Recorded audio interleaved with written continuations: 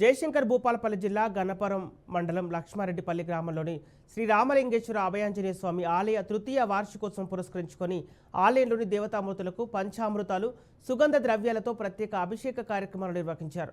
లోక కళ్యాణార్థం సర్వదేవతా వాహనం, ఆలయ శిఖర కలశ స్థాపన, యోగ్యత తలస్యము, కీర్తి ధ్వజస్థాపన, స్వామివారి అనుగ్రహం కోసం రుద్రహోమం, సర్వదేవతా హోమం నిర్వహించనున్నట్లు ఆలయ అర్చకులు రాజకుమార్ తెలిపారు. ఆలయంలో కీర్తి ధ్వజస్థాపనకు, ప్రధాన ఆలయ శిఖర కలశ స్థాపనకు, ఆలయ శిఖరం కట్టించడానికి దాతలు ముందుకు రావాలని వారు కోరారు.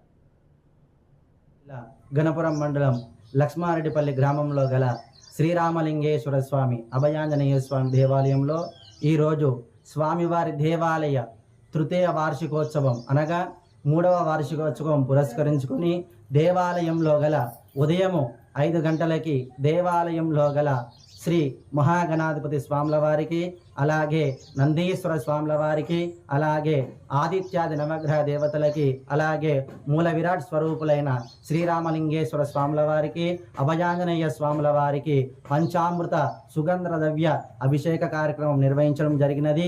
తదుపరి సర్వదేవత ఆవాహన కార్యక్రమం కలదు. తదుపరి స్వామివారి అనుగ్రహంతో లోక కళ్యాణార్థం దేవాలయంలో శీఘ్రముగా, అతి శీఘ్రముగా ప్రధాన గర్భాలయ శిఖర కలశ స్థాపన యోగ్యత కోసము, అలాగే కీర్తిధ్వజ ప్రతిష్టాపన కోసమే స్వామివారి అనుగ్రహం కోసము రుద్రహోమము, సర్వదేవత హోమము జరిపించడం జరుగుతున్నది.